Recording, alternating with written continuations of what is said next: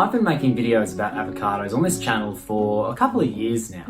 So much so that if you search a number of particular avocado growing related questions, you will find my videos, and that's if you search on YouTube or sometimes even on Google.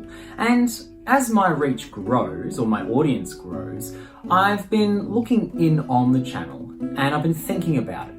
And there are lots and lots of plant YouTubers out there, and there's lots of people contributing their findings, but I wanted to know how I can make my content on this channel, Scott Grows an Avocado Tree, as reliable and trustworthy as I can, because I realise that as this channel grows, more people are going to be watching my avocado videos, and I want to make sure I'm telling them the right stuff. But I'm no botanist or biologist, I've never studied plants formally, so I wasn't really sure what to do by myself anyway to ensure that I am creating content about avocados that is reliable and trustworthy. I wanted to get some help from somebody who knows a little bit more about what they're talking about, so I reached out to my friend Cailey Anne. So Cailey Anne, can you tell us a little bit about yourself?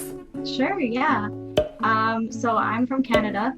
I've got a bit of a different accent than Scott here. And I got into plants first through university. I ended up in a degree that focuses on sustainability and conservation. And through that, I found the tropical plant world and I started collecting my own. So I have a weird combination of both formal school academic knowledge and hands-on, just kind of trial and error knowledge. Fantastic. So we're thinking a bit more on the academic side of things today. So I've got a few questions and I'm hoping you can help me out.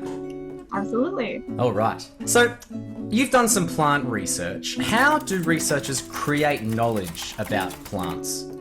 That's a really good question, Scott. I like to think of it more as researchers discovering things about plants rather than creating. Generally, we will witness something in nature and we'll have a question about it. And then before anything even starts, we have to convince other people that this question is worth pursuing. And then once the question gets funded, then you can go out and conduct your research. And the more times the same question gets asked, the more we believe the outcome to be true. So it sounds like quite a rigorous process. It is, yeah. So my job here is not to create knowledge about avocados, but to discover it and communicate it. And the scientific process, the method, is quite rigorous. It involves observing, asking questions, discussing with others about your questions to see if it's worth investigating, then investigating it and sharing. It's quite a vigorous process.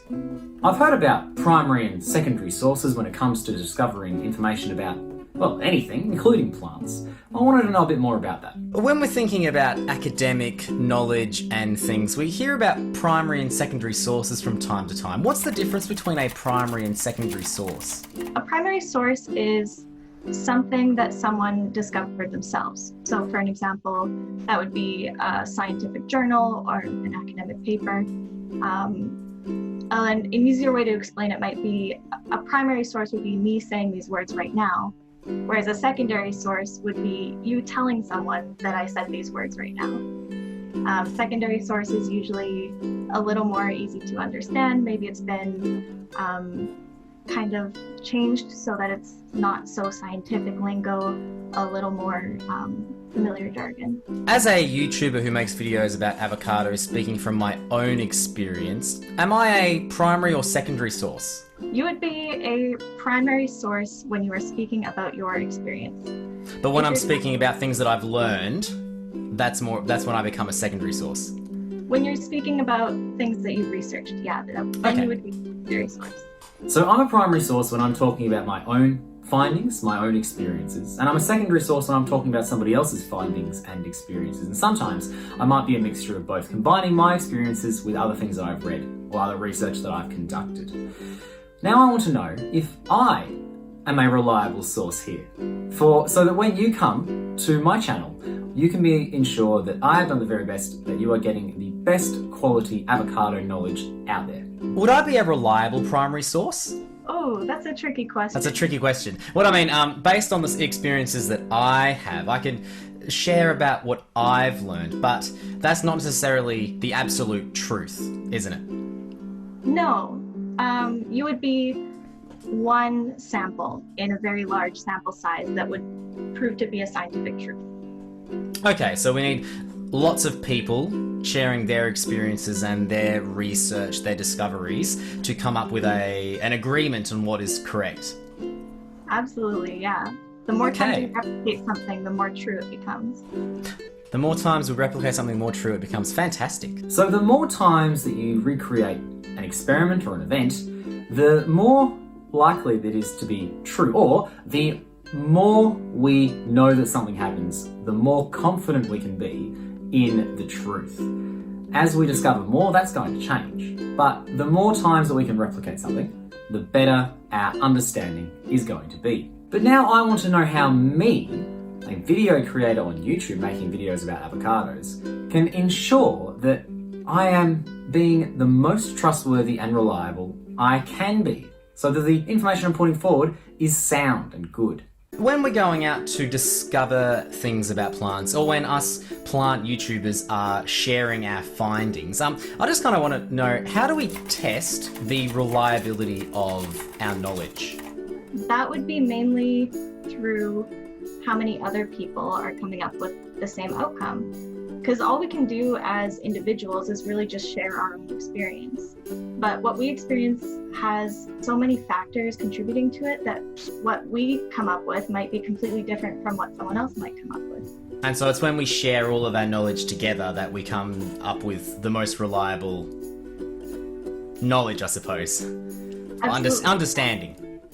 Yeah, when you get everyone all together, that's when something starts to really make sense and solidify. So sharing is a really important part of this process of understanding things. Definitely, and not just sharing things that worked, but things that don't work too. That's equally as important. Okay, absolutely. So, because I suppose if we just want to share the things that do work, we're then missing out on a wealth of knowledge of things which have failed for us, which can give us insight into what's going on as well. Exactly, yeah. If we know what went wrong, then we know what we can do to make things go right. So I could report solely on what I have discovered through my own practical experience.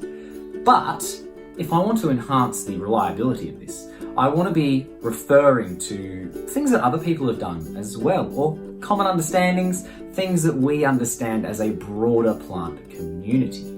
So I should look to what others are doing as well as what I'm doing in my experience, so that I can come up with the most accurate interpretation of our understanding. I want to know now, how can we know if a source can be trusted?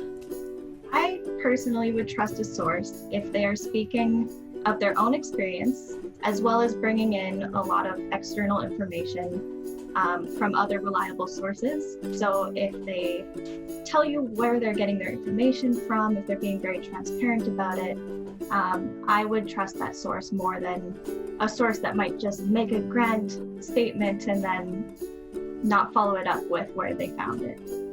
Okay, so sharing from our own experiences, and then linking to other reliable sources and being transparent about where we're getting our information from. Yeah, and that helps to make a really solid, really clear net of knowing, like how you explained before, how we all come together and share it. Okay, so it is about using each other's knowledge to come up with the best understanding of something.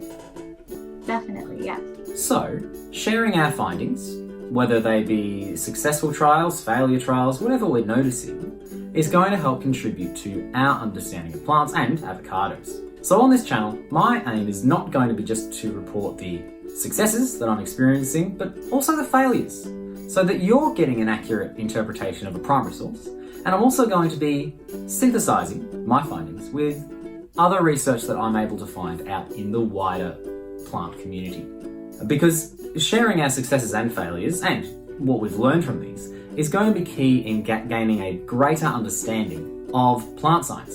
Cailey Anne, thank you very much for your time today. It's been a pleasure to chat with you. If people want to find out more about what you're doing in the plant world, is there somewhere where we can go to find you?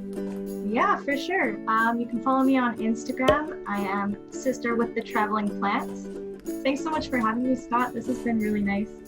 Awesome. Thank you very much. So thank you very much, Cailey Anne, for helping me out with this, for giving me some practical things that I can be doing as a video creator here to ensure that the information I'm presenting is as accurate and trustworthy as I can make it. You can check Cailey out on Instagram, Sister with Traveling Plants. That is in the description below. If you just want to click on that link, it'll take you there. She has a fantastic Instagram feed. She has a lot of plant keeping knowledge. So if you're a beginner or you're looking into getting a new particular plant, Cailey Anne has got some fantastic resources on her Instagram for you. I hope you enjoyed this video, and I hope you're looking forward to finding more trustworthy, reliable avocado videos coming out in the future. To ensure that you don't miss any of those, please make sure you're subscribed to Scott Grows an Avocado Tree. Turn notifications on so as to not miss any of those future updates. Thank you once again, Cailey Anne. Thank you for watching, and I'll see you next time. Scott grows an avocado tree. Scott grows an avocado tree. Scott grows an avocado tree. Scott grows an avocado tree.